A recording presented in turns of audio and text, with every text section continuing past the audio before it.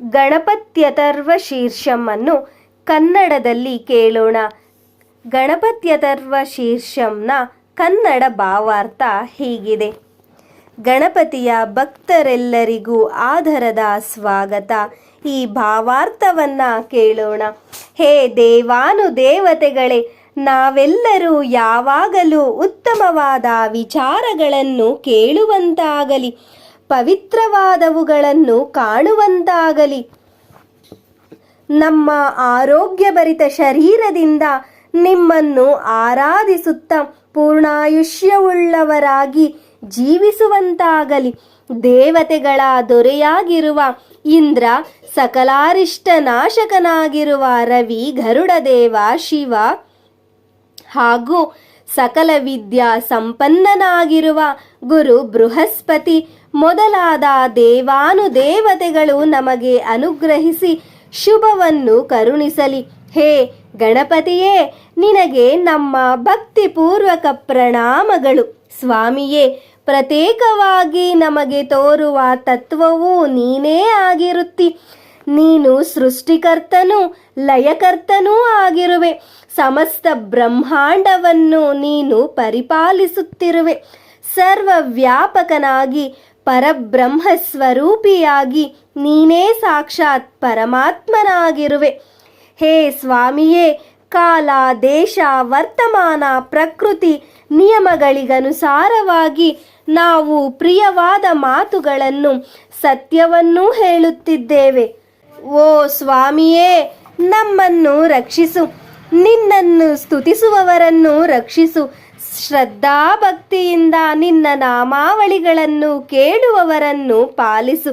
ನಿನ್ನ ಹೆಸರಲ್ಲಿ ದಾನಾದಿಗಳನ್ನು ನೀಡುವವರನ್ನು ಕಾಪಾಡು. ನಿನ್ನ ಮಂತ್ರೋಚ್ಚಾರಣೆ ಮಾಡುವವರನ್ನು ಪೊರೆ. ಪೂರ್ವ, ಪಶ್ಚಿಮ, ಉತ್ತರ, ದಕ್ಷಿಣ, ಹಿಂದೆ ಮುಂದೆ, ಮೇಲೆ ಕೆಳಗೆ ಈ ತೆರನಾಗಿ ದಶದಿಕ್ಕುಗಳಿಂದಲೂ ಬರುವ ಎಲ್ಲ ಬಗೆಯ ಆಪತ್ತು ವಿಪತ್ತುಗಳಿಂದ ನಮ್ಮನ್ನು ಕಾಪಾಡು.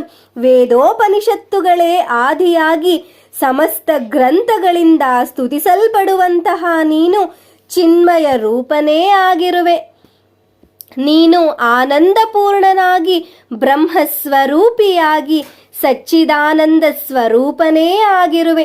ನೀನು ಸಾಕ್ಷಾತ್ ಬ್ರಹ್ಮಸ್ವರೂಪಿ. ನೀನು ಸಮಸ್ತವನ್ನೂ ಬಲ್ಲಂತಹ ಪರಮ ಜ್ಞಾನಿಯೇ ಆಗಿ ವಿಜ್ಞಾನಿಯೂ ಆಗಿರುವೆ. ಸಮಸ್ತ ಜಗತ್ತೆಲ್ಲವೂ ನಿನ್ನಿಂದಲೇ ಸೃಷ್ಟಿಸಲ್ಪಟ್ಟು ನಿನ್ನಿಂದಲೇ ನಡೆಸಲ್ಪಡುತ್ತದೆ. ಕೊನೆಗೆ ನಿನ್ನಲ್ಲೇ ಲಯವಾಗುತ್ತದೆ. ಪುನರಪಿ ನಿನ್ನ ಮೂಲಕವೇ ಹೊರಬರುತ್ತದೆ. ಬೆಂಕಿ, ನೀರು, ಆಕಾಶ, ಭೂಮಿ ಎಲ್ಲವೂ ನೀನೇ ಆಗಿರುವೆ. ಪರಾ, ಪಶ್ಯಂತಿ, ಮಧ್ಯಮ, ವೈಖರಿಗಳೆಂಬ 4 ಅವಸ್ಥೆಗಳ ನುಡಿಗಳೂ ಕೂಡ ನೀನೇ ಆಗಿರುವೆ. ಸತ್ವ, ರಜ, ತಮಗಳೆನ್ನುವ 3 ಪ್ರಕೃತಿ ಗುಣಗಳ ಮೂಲ ಸ್ವರೂಪವೂ ನೀನೇ ಆಗಿರುವೆ. ಜಾಗ್ರತ್, ಸ್ವಪ್ನ, ಸುಷುಪ್ತಿಗಳೆಂಬ ಅವಸ್ಥಾತ್ರಯಗಳಿಗೆ ನೀನೇ ಕಾರಣನಿರುವೆ. ಸ್ಥೂಲ ಸೂಕ್ಷ್ಮಾದಿ ಶರೀರಾವಸ್ಥೆಗಳು ನೀನೇ ಆಗಿರುವೆ. ಪ್ರಾತಃ ಕಾಲ, ಮಧ್ಯಾಹ್ನ, ಸಾಯಂ ಸಂಧ್ಯಗಳು, ಭೂತ ವರ್ತಮಾನ ಭವಿಷ್ಯತ್ ಕಾಲಗಳು ನೀನೇ ಆಗಿರುವೆ. ದೇಹದಲ್ಲಿನ ಮೂಲಾಧಾರ ಶಕ್ತಿಯೇ ನೀನು. ಇಚ್ಛಾ, ಜ್ಞಾನ, ಕ್ರಿಯೆಗಳೆಂಬ 3 ಶಕ್ತಿಗಳು ನೀನೇ. ಪ್ರತಿದಿನವೂ ಯೋಗಿಗಳು, ಮುನಿಗಳು, ಜ್ಞಾನಿಗಳು ನಿನ್ನನ್ನೇ ಧ್ಯಾನಿಸುತ್ತಿದ್ದರೆ ಬ್ರಹ್ಮ, ವಿಷ್ಣು, ರುದ್ರ, ಇಂದ್ರ, ಅಗ್ನಿ, ವಾಯು, ಸೂರ್ಯ, ಚಂದ್ರರ ಸ್ವರೂಪನೇ ನೀನಾಗಿದ್ದಿ. ಓಂ ಭೂರ್ಭುವಸ್ವಃ ಎಂಬ ಮಂತ್ರಶಕ್ತಿಯ ಸಾರ ರೂಪನು ಆಕಾರ, ಮಕಾರ, ಊಕಾರಗಳು ಸೇರಿರುವ ಪ್ರಣವನಾದವೂ ನೀನೇ ಆಗಿರುವೆ. ಪ್ರಥಮದಲ್ಲಿ ಗಕಾರವು, ನಂತರ ಅಕಾರವು, ಕೊನೆಗೆ ಅನುಸ್ವಾರ, ತದನಂತರ ಬಿಂದು ಇವೆಲ್ಲವೂ ಸೇರಿದ ನಾದ ಸಂಧಾನ ಸಂಹಿತೆಯೇ ಸಂಧಿಯಾಗಿ ಗಮ್ ಎಂದೆನಿಸಿದೆ. ಅದುವೇ ಗಣಪತಿಯ ಏಕಾಕ್ಷರ ಮಂತ್ರ. ಇದರ ಋಷಿಗಳ ಹೆಸರು ಗಣಕ, ನಿಚೃಗ್ಧಾಯತ್ರಿಯು. ಇದರ ಛಂದಸ್ಸು ಗಣಪತಿಯೇ ಮಂತ್ರ ದೇವತೆ. ಓಂಕಾರನಾದಗಳು ಸೇರಿ ಗಣಪತಿಯ ಮೂಲ ಮಂತ್ರವಾಗಿ ಓಂ ಗಂ ಗಣಪತಯೇ ನಮಃ ಎಂದು ಆಗಿರುತ್ತದೆ. ಇದು ಗಣಪತಿಯ ಮೂಲ ಮಂತ್ರವಾಗಿರುತ್ತದೆ. ಏಕದಂತನಾಗಿ ಸುತ್ತುವರೆದು ಸೊಂಡಿಲಿನಿಂದ ಕೂಡಿದವನಾಗಿ ಆನೆಯ ಮುಖದವನಾಗಿರುವ ಗಣಪತಿಯು ನಮ್ಮ ಬುದ್ಧಿ ಜ್ಞಾನಗಳನ್ನು ಪ್ರಚೋದಿಸಲಿ. ಹೇ ಸ್ವಾಮಿಯೇ, ನೀನು ಏಕದಂತನಾಗಿ 4 ಕೈಗಳಲ್ಲಿ ಪಾಶಾಂಕುಶಗಳನ್ನು ಹಿಡಿದಿರುವೆಯಲ್ಲದೆ ಅಭಯ ಹಾಗೂ ವರದ ಮುದ್ರೆಯವನಾಗಿ ಕಾಣಿಸಿಕೊಂಡಿರುವೆ. ಮೂಷಕ ಧ್ವಜನಾಗಿ ಕಡುಗೆಂಪು ವರ್ಣವನಾಗಿ ಆಕರ್ಷಕವಾಗಿ ಹೊಳೆಯುವ ಶರೀರವನ್ನು ಹೊಂದಿ ದೊಡ್ಡ ಉದರ, ಮೊರದಗಲದ ಕಿವಿಗಳು, ಕೆಂಪು ಗಂಧವನ್ನು ಶರೀರಕ್ಕೆ ಲೇಪಿಸಿಕೊಂಡು ಕೆಂಪು ಪುಷ್ಪಗಳಿಂದ ಪೂಜಿಸಲ್ಪಡುವವನಾಗಿರುವೆ. ನಿನ್ನನ್ನು ಅನವರತ ಭಜಿಸುವ ಭಕ್ತರ ಬಗ್ಗೆ ಅಪಾರವಾದ ಕರುಣೆಯನ್ನು ಹರಿಸುತ್ತಾ ಚ್ಯುತಿ ಹರಿತನಾಗಿರುವ ದೇವಾದಿದೇವ ನೀನಾಗಿರುವೆ. ಪ್ರಕೃತಿ ಮತ್ತು ಪುರುಷರಿಂದಲೂ ಮೊದಲು ಪ್ರಕಟಗೊಂಡವನು ನೀನಾಗಿರುವೆ. ನಿನ್ನನ್ನು ಧ್ಯಾನಿಸುವವನು ಯೋಗಿಯಾಗಿದ್ದು ಇತರ ಯೋಗಿಗಳಿಗಿಂತ ಶ್ರೇಷ್ಠನಾಗಿರುತ್ತಾನೆ. ಶಿವಗಣಗಳಿಗೆ ಅಧಿಪತಿಯು ಏಕದಂತವುಳ್ಳವನು. ನಿನ್ನನ್ನು ಧ್ಯಾನಿಸುವವನು ಯೋಗಿಯಾಗಿದ್ದು ಇತರ ಯೋಗಿಗಳಿಗಿಂತ ಶ್ರೇಷ್ಠನಾಗಿರುತ್ತಾನೆ.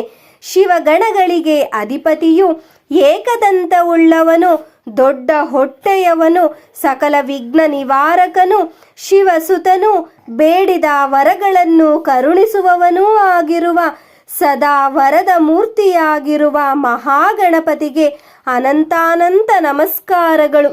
ಶ್ರೀ ಗಣೇಶಾಥರ್ವ ಶೀರ್ಷ ಮಂತ್ರವನ್ನು ಯಾರು ಅನವರತ ಪಠಿಸುತ್ತಾರೋ ಅವರಿಗೆ ಬ್ರಹ್ಮಲೋಕ ಪ್ರಾಪ್ತಿಯಾಗುವುದು. ಅವರನ್ನು ವಿಘ್ನಗಳು ಎಂದಿಗೂ ಬಾಧಿಸುವುದಿಲ್ಲ. ಅವರು ಸದಾಕಾಲ ಸುಖದಿಂದ ಇರುತ್ತಾರೆ. ಅಂತಹವರು ತಾವು ಮಾಡಿರಬಹುದಾದ ಪಂಚಮಹಾಪಾತಕಗಳಿಂದ ಮುಕ್ತರಾಗುತ್ತಾರೆ. ಸಾಯಂಕಾಲದ ಸಮಯದಲ್ಲಿ ಮಾಡುವ ಜಪದಿಂದ ಹಗಲು ಮಾಡಿದ ಪಾಪಕರ್ಮಗಳು ಮತ್ತು ಉಷಃಕಾಲದಲ್ಲಿ ಮಾಡಿದ ಜಪದಿಂದ ಗತರಾತ್ರಿ ಮಾಡಿದ ಪಾಪಗಳೆಲ್ಲವೂ ನಾಶವಾಗುತ್ತವೆ. ಬೆಳಿಗ್ಗೆ ಮತ್ತು ಸಾಯಂಕಾಲಗಳ ಸಮಯದಲ್ಲಿ ಈ ಮಂತ್ರವನ್ನು ಜಪಿಸುತ್ತಿದ್ದರೆ ಧರ್ಮಾರ್ಥ ಕಾಮ ಮೋಕ್ಷಗಳೆಂಬ ಚತುರ್ವಿಧ ಪುರುಷಾರ್ಥಗಳು ಸಿದ್ಧಿಯಾಗಿ ಮಹಾಪುಣ್ಯವು ಲಭಿಸುತ್ತದೆ. ಈ ಮಂತ್ರವನ್ನು ಯೋಗ್ಯನಾಗಿರುವ ಶಿಷ್ಯನಿಗೆ ಮಾತ್ರ ಉಪದೇಶ ಮಾಡಬೇಕು. ಅಯೋಗ್ಯರಿಗೆ ಉಪದೇಶ ಮಾಡಿದರೆ ಅಂಥವರು ಪಾಪಿಷ್ಠರಾಗುವರು. ಗಣೇಶಾಥರ್ವ ಶೀರ್ಷ ಮಂತ್ರವನ್ನು 1000 ಬಾರಿ ಜಪಿಸಿದಲ್ಲಿ ಮನಸ್ಸಿನ ಎಲ್ಲ ಇಷ್ಟಾರ್ಥಗಳು ಈಡೇರುತ್ತವೆ. ಈ ಗಣೇಶಾಥರ್ವ ಶೀರ್ಷ ಮಂತ್ರವನ್ನು ಹೇಳಿಕೊಂಡು ಅಭಿಷೇಕಗಳನ್ನು ಮಾಡಿದವರು ವಾಗ್ಮಿಗಳಾಗುವರು ಮತ್ತು ಜ್ಞಾನಿಗಳಾಗುವರು. ಚೌತಿಯ ದಿನದಂದು ಈ ಮಂತ್ರವನ್ನು ನಿರಂತರವಾಗಿ ಜಪಿಸಿದಲ್ಲಿ ವಿದ್ಯಾವಂತರಾಗುವರು. ಈ ಮಂತ್ರವನ್ನು ಜಪಿಸುತ್ತಿರುವವರಿಗೆ ಯಾವುದೇ ಭಯವು ಕಾಡುವುದಿಲ್ಲ. ಇದು ಅಥರ್ವಣ ವಾಕ್ಯ. ಈ ಮಂತ್ರಗಳನ್ನು ಹೇಳುತ್ತಾ ಗರಿಕೆಯ ತುದಿಗಳಿಂದ ಯಾರು ಹೋಮ ಮಾಡುವರೋ ಅವರು ಕುಬೇರ ಸಮಾನರಾದ ಧನಿಕರಾಗುವರು. ಯಾರು 1000 ಮೋದಕಗಳನ್ನು ಆಹುತಿಯಾಗಿ ಸಮರ್ಪಿಸುವರೋ ಅವರು ಇಚ್ಛಿಸಿದ ಕಾರ್ಯಗಳು ಸುಗಮವಾಗಿ ನೆರವೇರುತ್ತದೆ. ಭತ್ತದ ಅರಳಿನಿಂದ ಹೋಮ ಮಾಡುವವರು ಬುದ್ಧಿವಂತರಾಗುವರು. ತುಪ್ಪ ಮತ್ತು ಸಮಿತ್ತುಗಳಿಂದ ಹೋಮಿಸುವವರು ಸಕಲ ಸೌಭಾಗ್ಯಗಳನ್ನು ಹೊಂದುವರು. 8 ಮಂದಿ ಬ್ರಾಹ್ಮಣ ಸಮೂಹದ ಮೂಲಕ ಈ ಮಂತ್ರಗಳನ್ನು ಹೇಳಿಸುತ್ತಾ ಯಾವಾತನು ಹೋಮವನ್ನು ಮಾಡಿಸುವನೋ ಅವನು ಸೂರ್ಯನಂತೆ ತೇಜಸ್ವಿಯಾಗಿ ಪ್ರಕಾಶಿಸುತ್ತಾನೆ. ಸೂರ್ಯಗ್ರಹಣದಂದು ನದಿಯ ನೀರಿನಲ್ಲಿ ನಿಂತು ಅಥವಾ ಗಣಪತಿಯ ಪ್ರತಿಮೆಯ ಸನ್ನಿಧಿಯಲ್ಲಿ ಯಾರು ಈ ಮಂತ್ರವನ್ನು ಜಪಿಸುತ್ತಾರೋ ಅವರಿಗೆ ಮಂತ್ರಸಿದ್ಧಿಯಾಗುವುದು. ಈ ಮಂತ್ರದಿಂದ ಮಹಾವಿಘ್ನಗಳು, ಮಹಾದೋಷಗಳು ಹಾಗೂ ಮಹಾ ಸಂಕಟಗಳು ಮಹಾಪಾಪಗಳೆಲ್ಲವೂ ನಾಶಗೊಂಡು ಸಕಲ ಕಾಮಿತಾರ್ಥಗಳು ಸಿದ್ಧಿಯಾಗುವವು. ಇದನ್ನು ನಿರಂತರವಾಗಿ ಯಾರು ಜಪಿಸುತ್ತಾರೋ ಅವರಿಗೆ ಜನ್ಮಾಂತರಗಳಿಂದ ಕಾಡುತ್ತಿರುವ ಪಾಪಶೇಷಗಳೆಲ್ಲವೂ ಪರಿಹಾರವಾಗಿ ಪ್ರಾರಬ್ಧ ಕರ್ಮ ಬಂಧನಗಳಿಂದ ಮುಕ್ತಿ ಹೊಂದಿ ಪರಮಾತ್ಮನಲ್ಲಿ ಐಕ್ಯರಾಗುತ್ತಾರೆಂದು ವೇದೋಪನಿಷತ್ತುಗಳು ತಿಳಿಸುತ್ತಿವೆ. ಇಲ್ಲಿಗೆ ಗಣಪತ್ಯಥರ್ವ ಶೀರ್ಷಂ ಎಂಬ ಕನ್ನಡದ ಭಾವಾರ್ಥವು ಸಂಪೂರ್ಣವಾಯಿತು.